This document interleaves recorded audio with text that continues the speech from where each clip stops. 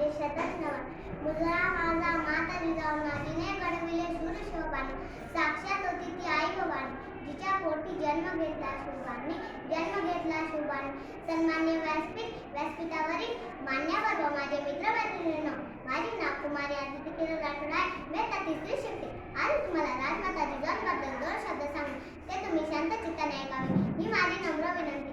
जिजाबाई या छत्रपती शिवाजी महाराजांच्या आई होत्या. त्यांचे पूर्ण नाव जिजाबाई शहाजी राजे भोसले असे होते. त्यांना सर्वजण राजमाता, राष्ट्रमाता, जिजाबाई असे म्हणत. त्यांचा जन्म 12 जानेवारी 1598 रोजी महाराष्ट्र येथे बुलढाणा जिल्ह्यातील शिंदखेड राजाजवळ देवळगाव या ठिकाणी झाला. लहानपणीच त्यांचा विवाह शहाजी भोसले यांच्याशी झाला. राजमाता जिजाऊ यांच्या वडिलांचे नाव लखुजीराव जाधव तर आईचे नाव म्हाळसाबाई उर्फ गिरिजाबाई असे होते. लहान जिजाबाई एक कुशल योद्धा होत्या.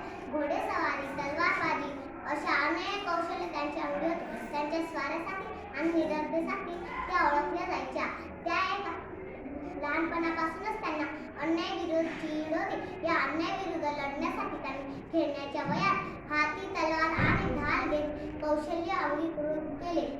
घेऊन तलवार हाती छाटला मोगली अहंकार. जिजाऊ तुमच्या नावाचा दाही दिशा जय जयकार. जिजाऊ तुमच्या नावाचा दाही दिशा जय जयकार. 19 फेब्रुवारी 1630 साली जिजाऊंनी शिवरायांना जन्म दिला. आई जगातील सर्वात मोठा गुरु आणि योद्धा असते हे याचे मूर्तिमंत उदाहरण म्हणजे राजमाता जिजाऊ होय. राजमाता जिजाऊ यांचे स्मरण केल्याशिवाय स्वातंत्र्य सूर्य छत्रपती शिवरायांचे चरित्र सांगणे कठीणच आहे. शिवचरित्र घडविण्यात जिजाऊ मातेचा योगदान फार मोठा होता. त्यांनी शिवरायांना स्वराज्याची शिकवण दिली. त्यांनी शिवबांना धैर्य, परोपकार, स्वयंनिर्भरता, राष्ट्रप्रेम व आत्मविश्वासाचे धडे दिले. एक उत्कृष्ट योद्धा म्हणून शिवरायांना जिजाबाईंनी तयार केले. त्यांनी आई व वडील अशी दोन्ही कर्तव्ये पार पाडली. त्या शिवाजी महाराजांना आद्य गुरु होते. जिजाबाई राजकारणात सुद्धा सहभाग घेत होते. शिवाजी राजे कैदेत असताना त्यांनी राजकारभाराची सूत्रे हाती घेऊन संपूर्ण जबाबदाऱ्या पार पाडल्या. अनंत काळापासून जेव्हा जेव्हा गरज पडली आहे तेव्हा नारी शक्तीने आपला अवतार घेतला आहे.